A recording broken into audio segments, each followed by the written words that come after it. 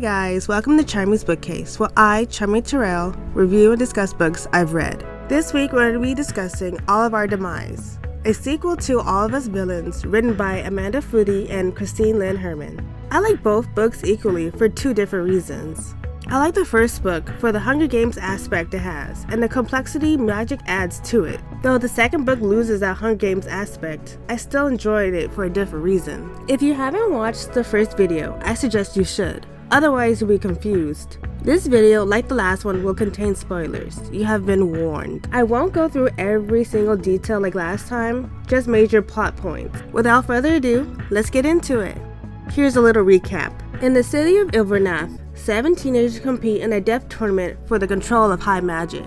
The remaining tributes, Isabel McCaslin, Bryony Thornburn, Finley Blair, Gavin Grieve, and Alistair Lowe, find out that there are 2 ways to break the tournament's curse. The right way, saving everyone, and the wrong way, killing everyone. Think about it as if it was dismantling a bomb. The blue wire will dismantle the bomb, while the red wire will just blow everybody up. By putting the right relics to the right landmark, you disarm the spell. But breaking the rules and sacrificing yourself for others is like slowly cutting the red wire. While half the group were trying to end the tournament the safe way, the other half want to finish the tournament by killing the rest and taking control of the high magic. Which group will prevail? The second book started where the first book left off. Isabel is held captive by Reed, who forces her to burn the cloak. She then gets to jump on him and attacks him, knocking him out. Reed joins their group reluctantly after they put him in the torment after casting an oath spell with him, binding his life to theirs and to the tournament. The group plans to recreate the cloak while reaching out to the other families to find out about the stories of the other relics. After killing his entire family, Alistair and his brother Hendry team up with Gavin.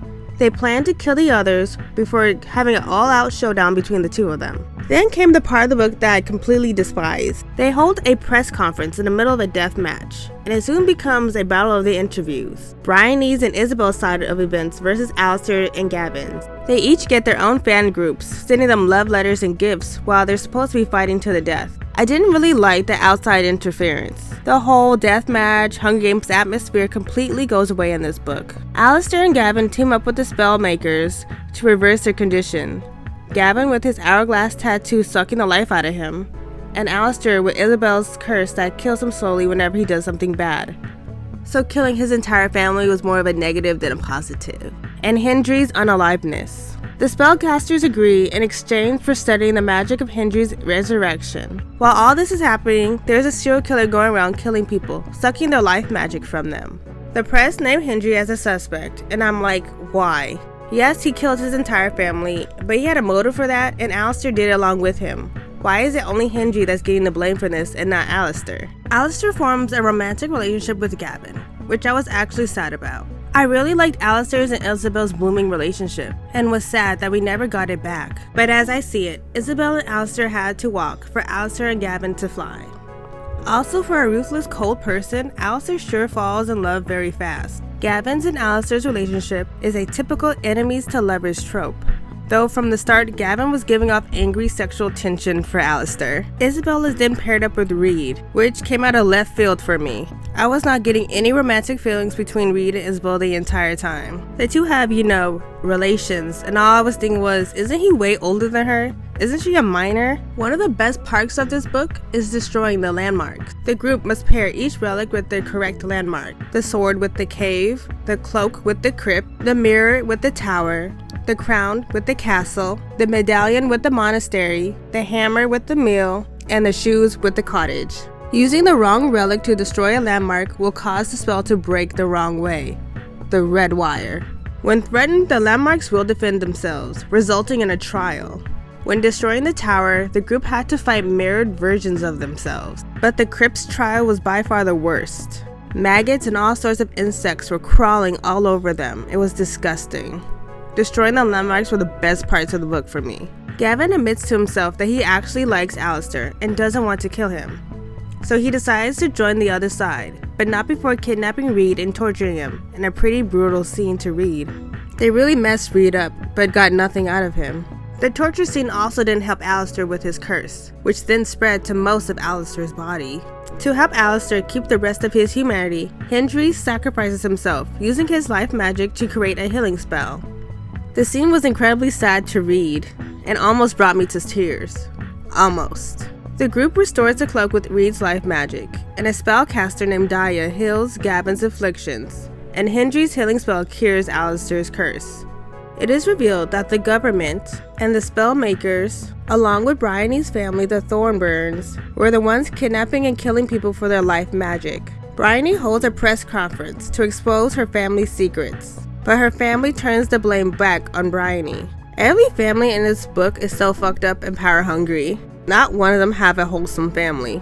The group finds out that the government, along with the spellcasters, want to harness Ilvernav's high magic.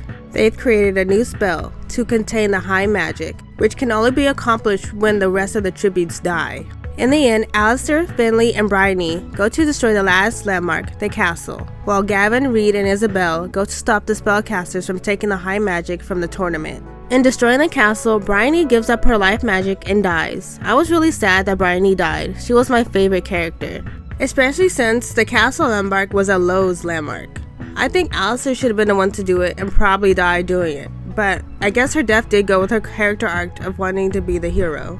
The rest of the group worked together to stop the spellcasters and the government in an all-out brawl. Gavin is the one who destroys the pillar that contains the tournament spell, ending the high magic in the town and the fight. I do like that it was Gavin who was the one to end it. He was always seen as the weak one from others and even his own family, and in the end, he proved them all wrong. At the end, Alistair's punishment for killing his entire family wasn't enough for me. Sure, his family was horrible, but you can't kill someone because they were bad people and they treated you wrong. He was punished with court-mandated therapy, and that's it. I was thinking more like jail time, but no, just therapy, which he desperately needed, but he should have gotten like at least community service or something. The book ends with Gavin and Alistair meeting up at the diner 1 year after the tournament, telling scary stories. Overall, I enjoyed both books, but for different reasons. I liked the Hunger Games with magic quality in the first book, and with the second, I really enjoyed destroying the landmark and the trials that went with them. I gave this book a 3 out of 5 stars. Tell me about your thoughts on this book. Don't forget to like and subscribe to our channel and hit that bell to be notified every time we drop new content. See you later. Bye!